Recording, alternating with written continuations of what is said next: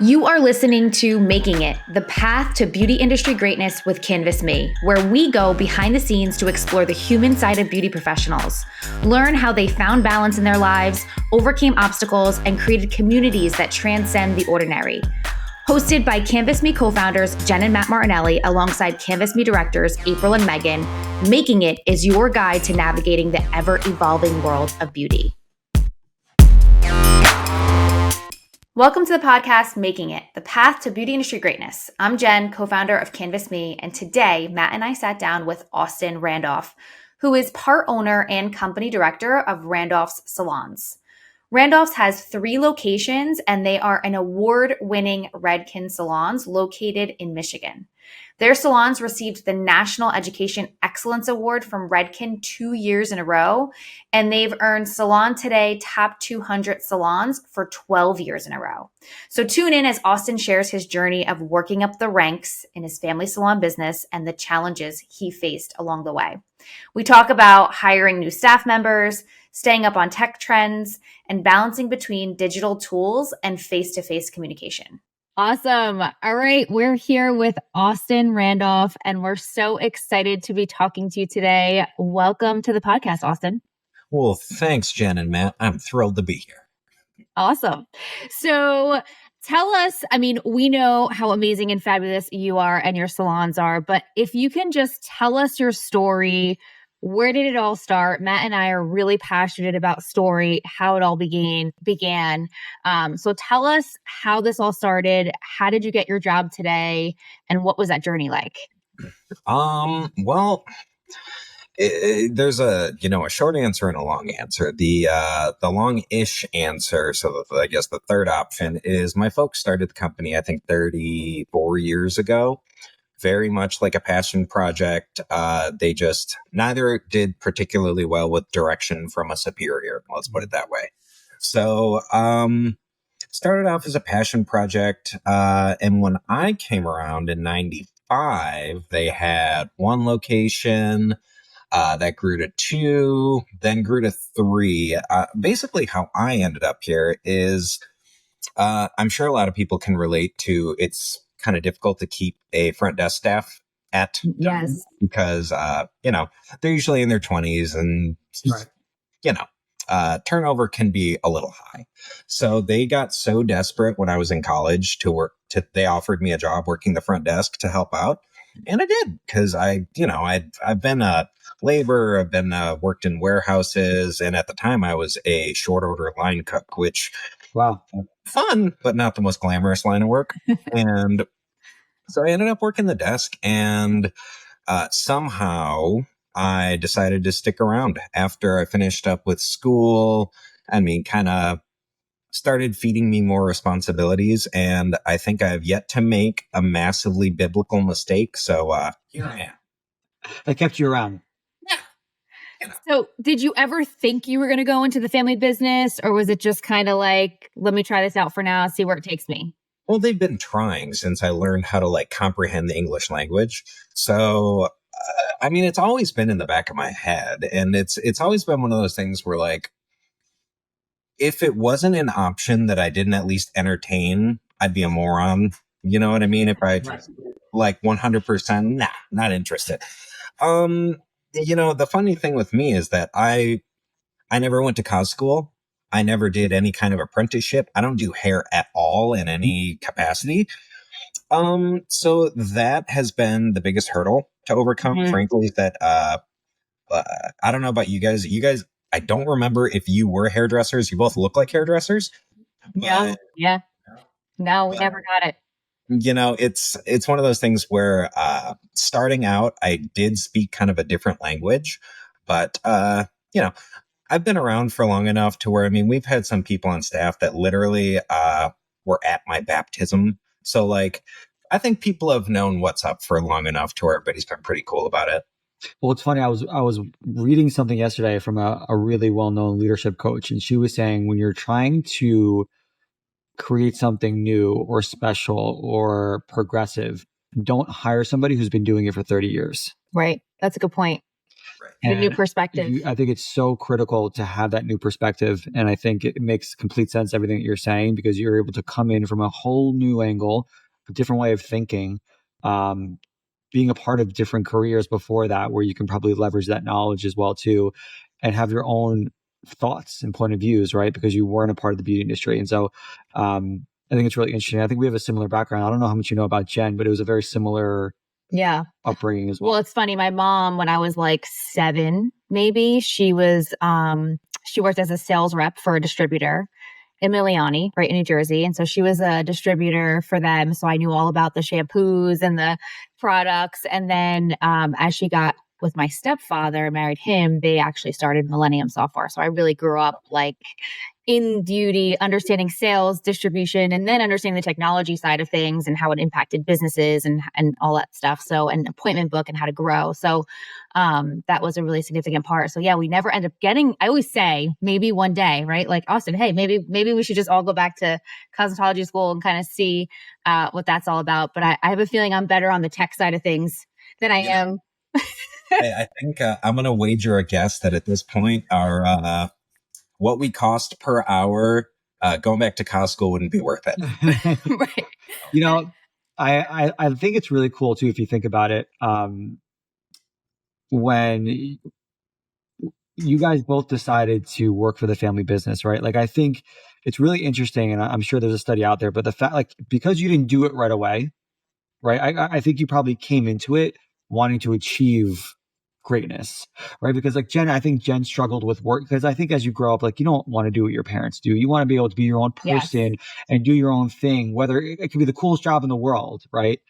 But you tend to want to be your own person. And so following their footsteps could be scary, could be, in your opinion, a cop out or whatever it might be. So I think because you both tried to do different things, I think you came into these roles really looking to make change and build your own legacy. Does that make sense? Yeah, I think it's an identity thing, honestly. And I think it's really important to, even if it's just so, I don't know if you guys heard that, like, I think IBM, Microsoft, Apple, they've all basically just dropped the bare minimum requirement of getting a bachelor's to apply for. So college is not for everybody, but what college is really good at doing is delaying like real adult choices for a little while. And so that's, it's a really expensive way to do that, but that's what I did. And I really think it worked out. I think if I would have just done what my mom and dad told me, like when I was, 17 and started doing it, there would probably be a lot more resentment in that relationship today than there currently is. So I think the timeline worked out. And so today, remind me of your title. Oh God. I own a part. So I'm a shareholder. I usually just put owner/director when I have to fill that part out. Yeah. So, and are you running all locations right now? So you're overseeing all those things with no easy feat, right? No, like I said, I drive a lot. So we have 3 locations. We're just outside of Detroit. And we're kind of, all of our locations are on like opposite ends of a county. We have probably in total like 95 employees between the 3. So, I stay busy. Amazing. I don't have the devil's plaything, right? For sure. So what, and you kind of mentioned this, but what do you think some of your challenges have been along the way? And today, kind of like, what is that challenge? I know you're saying you weren't in cosmetology school, right? And so that might be a challenge that you're experiencing, but what are some of the challenges that maybe you've experienced and overcome?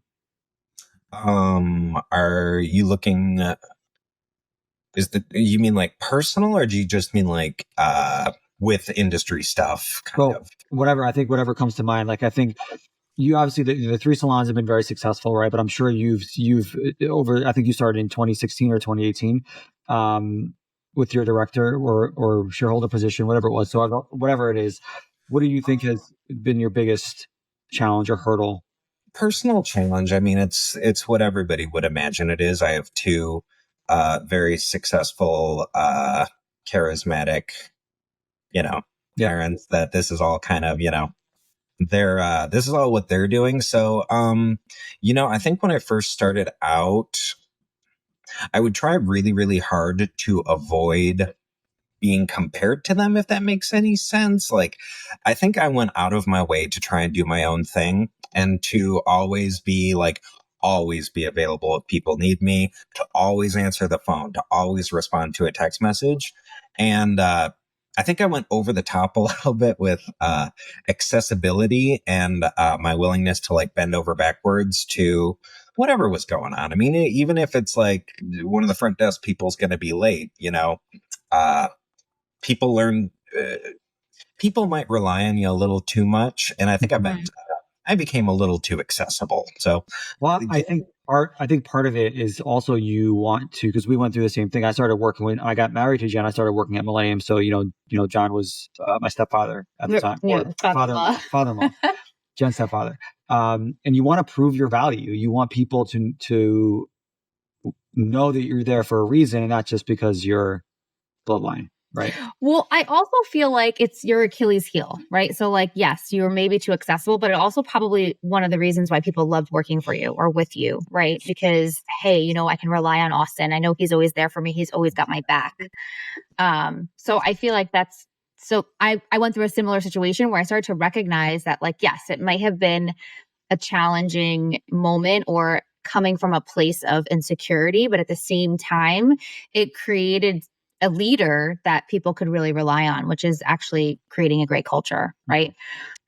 So if you really kind of shift that perspective. So now, that was personally though. What about yes. What about professionally?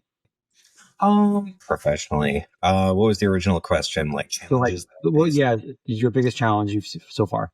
Biggest challenge, let me put it this way. My girlfriend hates me because I will not stop repeating whenever something goes wrong, right? That's like, at the end of the day, just an inconvenience to day-to-day life. If I got through March through August of 2020 in this business, living where we live, dude, I can do anything because that was the most stressful. Well, probably actually went for longer than that, because then there was like vaccine rules and timelines and blah, blah, blah. If I became like a crisis medical coordinator, work in an ER or something, like that 100% was the most stressful part of this job I've ever had. And I don't know if it's ever going to be beat. Right. Yeah. I mean, it's just something you just can't prepare for. And you're learning so much on the spot every single day. It was really remarkable, honestly. You guys probably saw more of it because you have more of a like 30,000 foot view of the industry than I do, but how quickly it was really interesting, right? So as to like the nature of people and how adaptive people are, because man, people change their entire business models like that. Yeah. And whatever was coming down the pipe as far as you can do this today, you can't do this today. Everybody not everybody, unfortunately, I know, just like you guys probably know people that they tried, it didn't work out. But I know plenty of people that, you adapt and you figure it out along the way. And I think that probably took about 2 years of my life worth of stress, but it worked out. Yeah, no, for sure. So going back to that, right? Flexibility is obviously a key component in adapting to change and things like that, right? We deal with a lot of people who are opposed to change, especially when you're talking technology and new ways to recruit. So what are some of the habits you believe, I mean, watching your parents and now you kind of coming into this role and being in this role, what are some of the habits that you need to implement to be a successful salon owner? Ooh.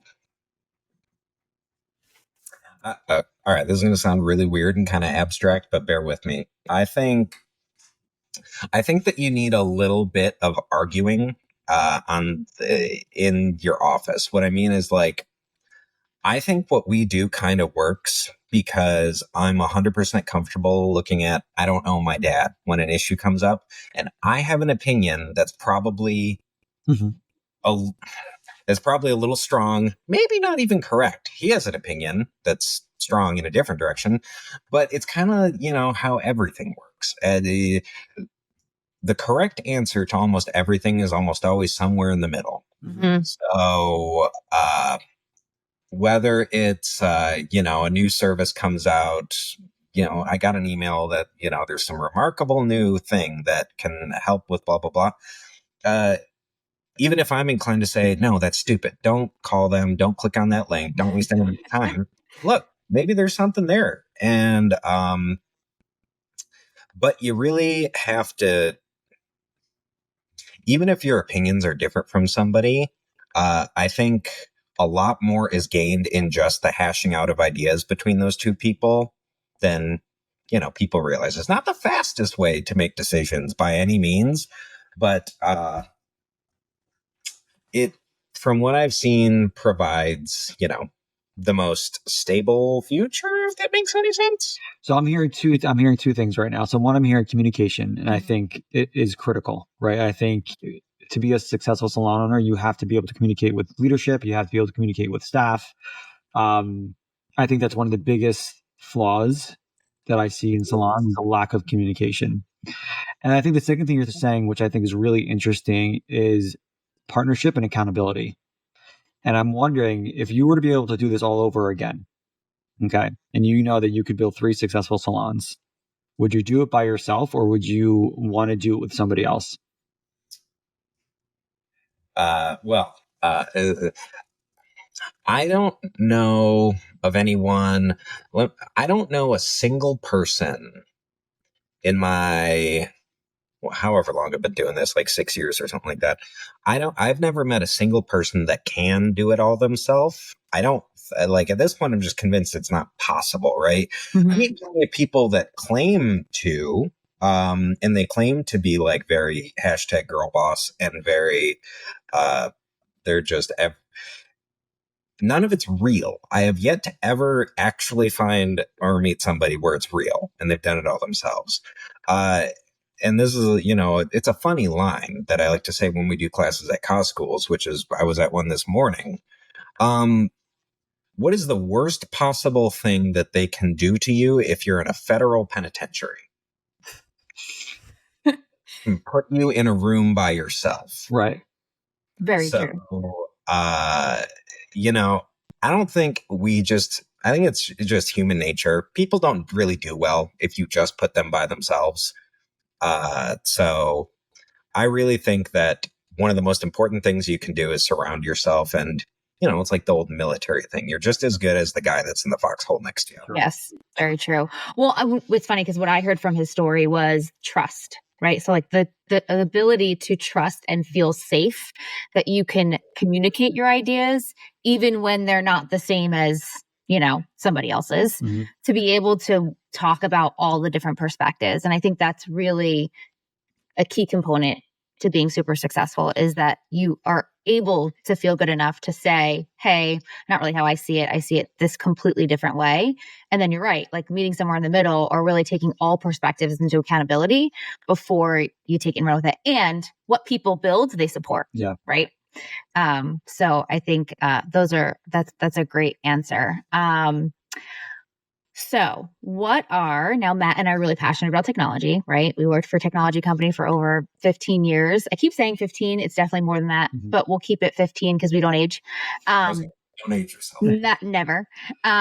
So what are the 3 technology tools, or if you have more or less, what is your one of your few favorite technology tools that you cannot live without as a salon owner? Oh man. One is unsurprising.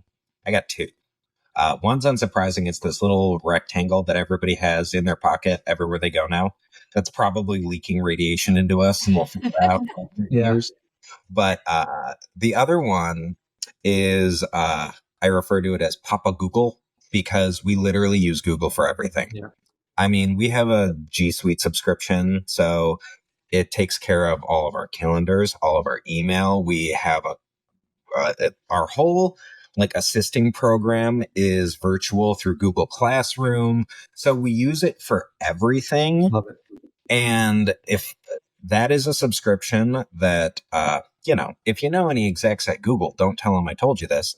That is worth 4 times as much as they charge us for a subscription to it. So we use Google for everything and we love it. So as a salon, you have a Google Classroom. So is this for your new hires? Is this like kind of like their onboarding experience?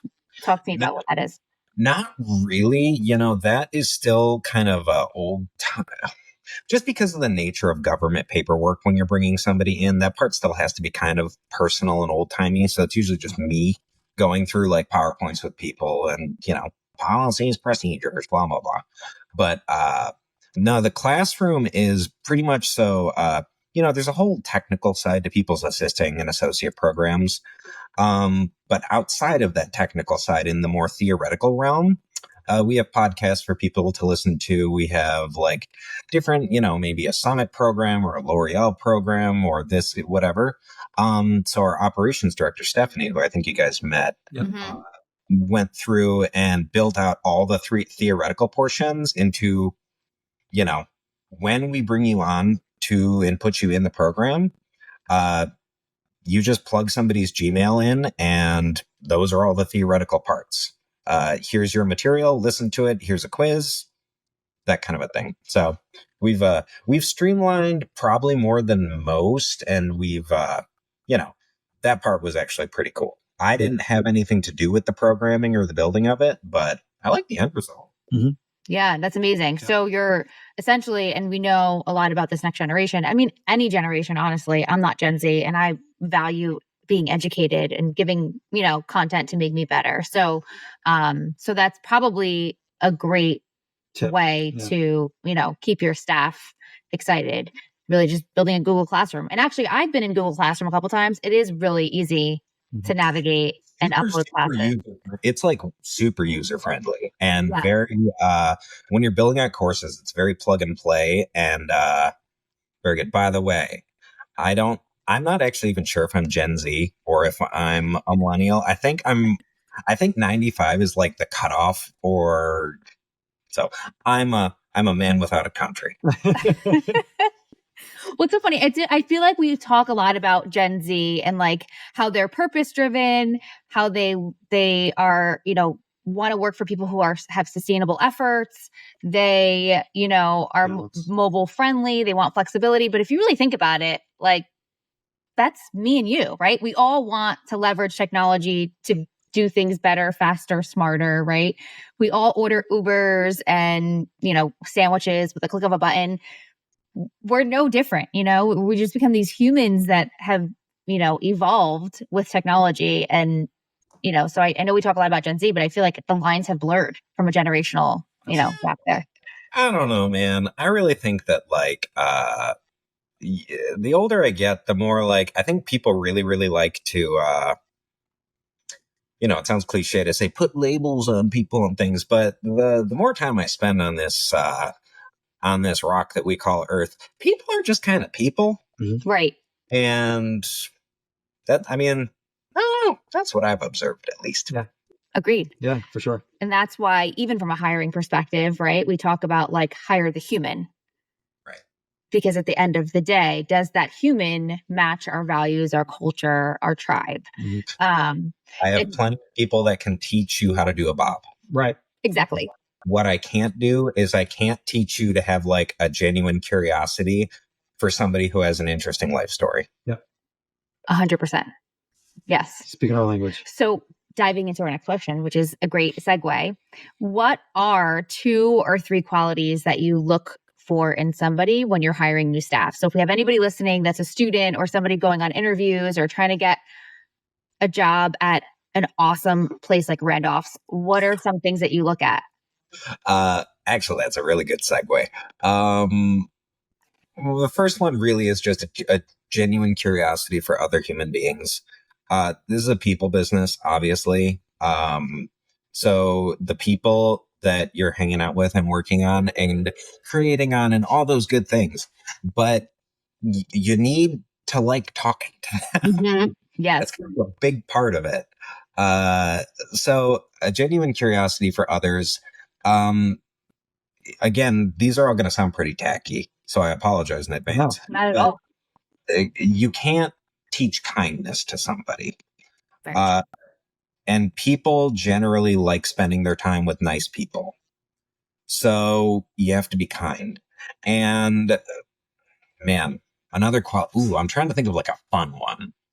Another fun quality. I kind of have one. Obviously, it's not a make or break. It's just a trend that I've kind of observed, and I've always heard about from Scott, my dad. People that were really involved in athletics growing up, Mm-hmm.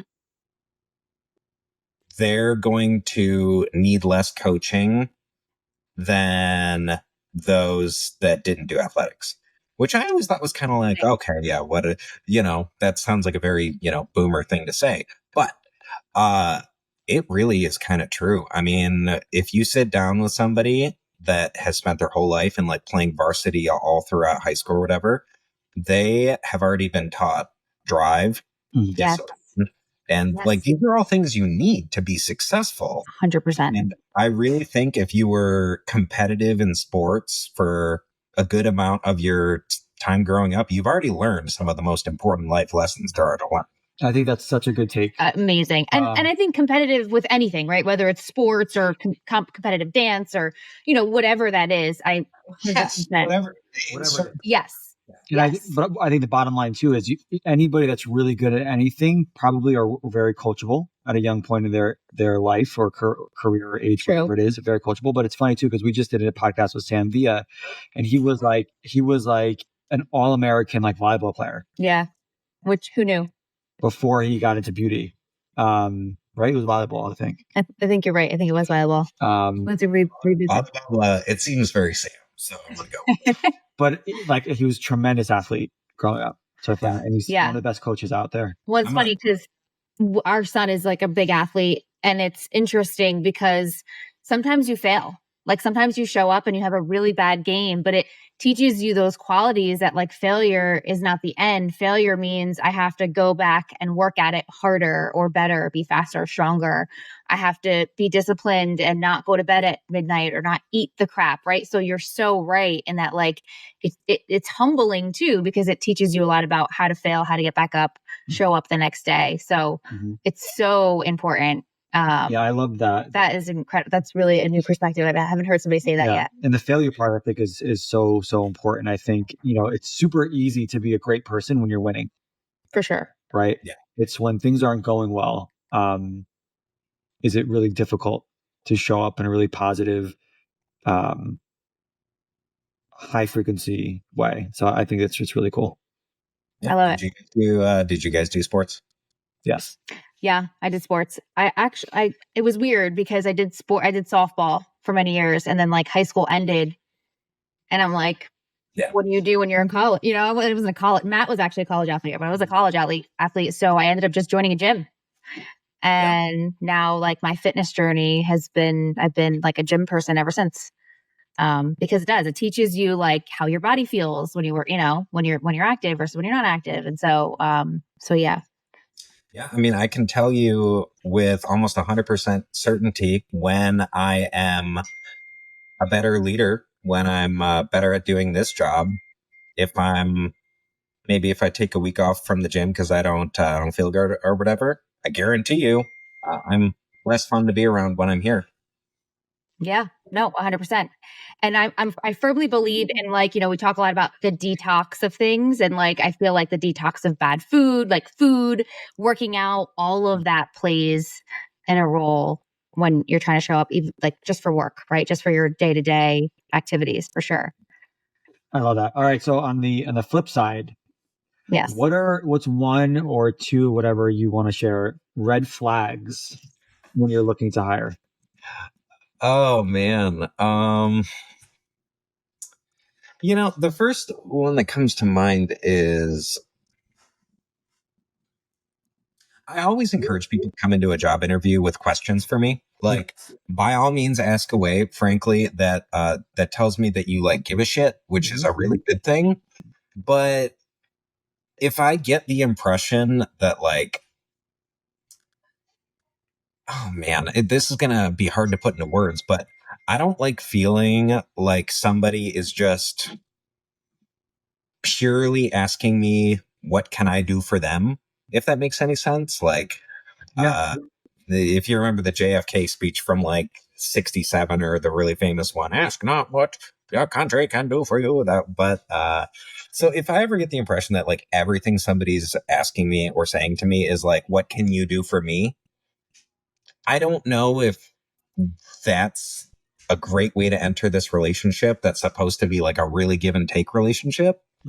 And then the other one, man, I don't know what's going on in the world of 19-year-olds, but I'm going to really sound like a baby boomer here. But what's with the clothes showing up to job interviews, man? I mean, here's the thing. Like, I'll give you a perfect example. I'm going to stand up now. I am wearing a pair of Levi's today. And that's fine, but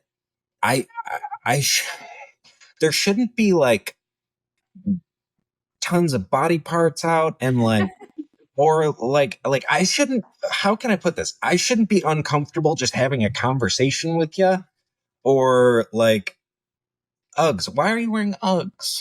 Of all footwear, why are you wearing Uggs? Don't wear Uggs. Don't wear Uggs. I get it. Listen, I think it's a fine line because I think this generation more than any other generation wants to express individuality and inclusive, and I completely get it, and I'm all for it. But I do think there's something to be said with meeting somebody for the first time in person, and it's you want to show up and you want to present yourself the best way possible. So I get it. I think wearing Uggs is a good. I think it's a good call. We should tell people not to wear Uggs. Right. Yeah, definitely not. It's not. Yeah. I get it. And I do think 100% with the questions, like we have in our curriculum, we for Canvas Me schools, we talk about preparing for the interview, and we give them like at least 3 or 4 questions that they should be asking, and even more than that. And we give them so many different examples, but you need to do your research. You need to spend some time before the interview understanding what is Randolph's doing, what are they doing within the community, what are they doing within their salons, right? And you need to it's very easy to come up with 4, 5, 6 questions that are going to be really relevant to like your success at Randolph's, right? So I agree. I think. Well, and I think what you wear at the salon is a direct result of the culture, right? So if that doesn't make sense with who you are, right, then that's not in alignment with the right. Yeah, I guess what I was going for it was more so like, look, every place is going to have its own brand, sure, right, and its own identity. And I'm totally cool with that. I guess what I'm saying I've noticed more so now than in the past is like a lack of identity with dresses, if that makes any sense. Yes. Like, yes. Like, there's a difference between something, I'm not even talking about just casual. I'm talking about just like no effort in whatsoever. Because honestly, if I sit down with somebody in a job interview with that, even if we love them, all I'm going to be thinking about the whole time is, oh God, we have to talk to them about that. Yeah. Like one extra thing. I think I agree. And I think also for you, it's even, and I think for any salon owner, like it's a representation. When you hire somebody, you're hiring this person to represent your brand and the company that you've built. And so when somebody comes in and they're wearing Uggs, and that's not maybe for some salons that might be fine for the culture or whatever they've built. But like, I think I think you want to show up the best way possible. And I think to your point, like if that's your preference, then you're probably not it's not the right fit for you. So, yeah. No, I love that. I think it's really good. So who are you following right now to stay on top of trends? Like whether it's business wise, beauty industry trends, podcasts, whatever. What are you watching? What are you listening to that you're like, this feeds my brain right now? Oh man. Okay. I'm going to try not to say, I was going to say, I'm going to try not to say Joe Rogan, but I'm so sorry. I listen to Rogan to really just kind of figure out like what's going on. But as far as like mindset and stuff like that, I'm kind of into a lot more of the spiritually, stuff than a lot of people are. As far as books go, I haven't been reading a ton of books. There's a really good podcast. This guy named Lex Friedman. You do? Yeah, the Russian AI engineer. Yep. And he's got a really interesting, thought-provoking podcast. As far as industry stuff, honestly, I really try to stay in touch with our friends that are in the 2 to 10 group. I don't even know if you guys. Yep. Yeah. We know them well. Yep. Oh, cool. Yeah. I try to stay in touch, and it's always changing to the point where, it's actually pretty helpful too, is every probably 5 videos when I'm scrolling through TikTok is something hair related, Right. something related, whatever. That helps, man. Yeah. As a busy salon owner, It does help. running 3 salons, where do you have time? Like, how do you prioritize? Because you talked about mindset, talked about spirituality, and I'm sure those are very, very important to the success of your career, right? To be able to have that time to just refocus. And how do you have that balance? I spend a lot of time in the car, and I don't go to bed until probably too late. Okay. Right. So you sacrifice a little sleep to get your mind right. Yeah. And I mean, like, look, man, I have kind of a controversial view of the whole thing, but I really think the idea of, I mean, none of our stylists work a 40-hour work week anymore. If I fundamentally believe, this is closed. I fundamentally believe that if you're better off taking out a few hours in the middle of your day to take care of yourself, I think that is going to be probably beneficial for all parties over the next 3 months if you need to schedule time for something. So, I mean, just like you guys, I'm busy, right? But if I schedule time for something, it'll happen. So if I know, let's pretend I've been playing hooky a little bit. I think like every 3rd Friday, I'll like cut out a couple hours early to just, I don't know, man, go outside, play golf. Yep. Even if I'm not being so diligent with my meditation, then even those things help. How often do you meditate? Well, the most popular answer, not nearly as often as I should. Consciously, I probably get to it once a week. Okay. That's awesome. That's great.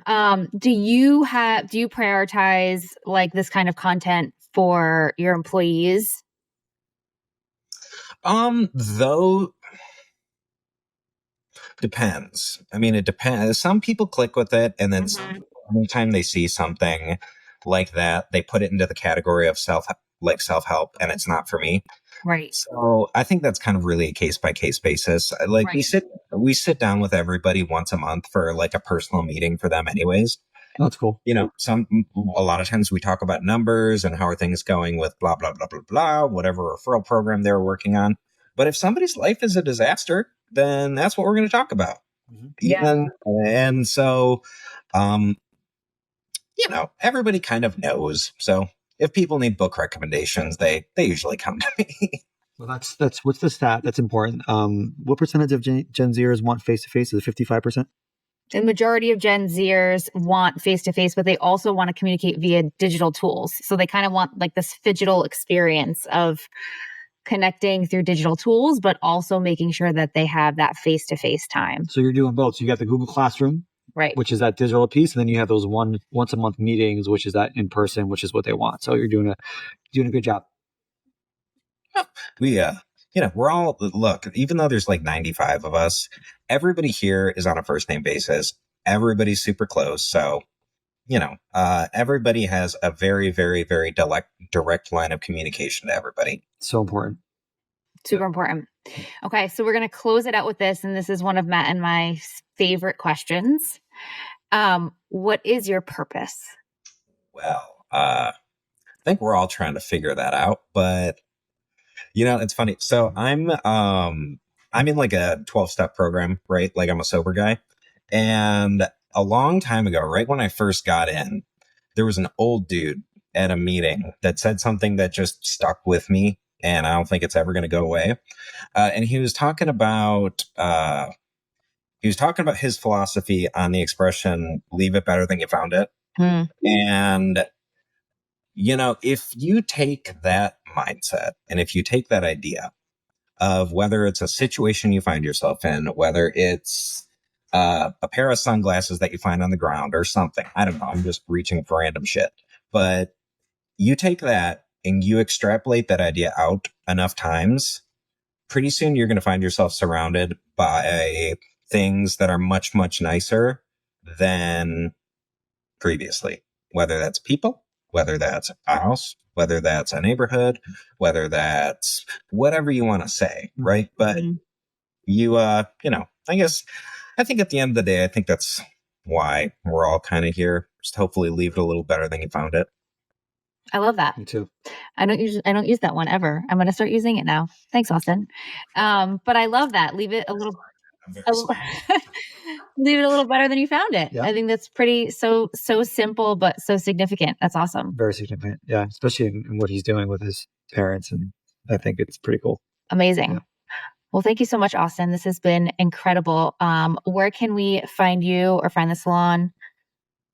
Well, Randolph Salon and everything. 2 S's in the middle. We're on the gram, obviously. We're on Canvas Me, obviously. Yeah. We have a TikTok that I don't scroll on nearly enough, so it's not as successful as it could be. But yeah. And we're still on the Facebooks as well, but Randolph Salon everywhere. Awesome. Thank you so much for your time. We appreciate you. Cool. Thanks. Thank you for joining us on this episode of Making It, the path to beauty industry greatness with Canvas Me. Our mission is to give you a voice, help you find your place of belonging, and empower you to thrive in this beautiful industry. We hope you found inspiration and valuable insights that will fuel your own journey in your career. Head over to canvasme.com and unlock the next chapter of your beauty journey. Create your portfolio, showcase your unique talents, and connect with a community that understands and celebrates your story. Subscribe to Making It for more inspiring stories, and let's continue making it together.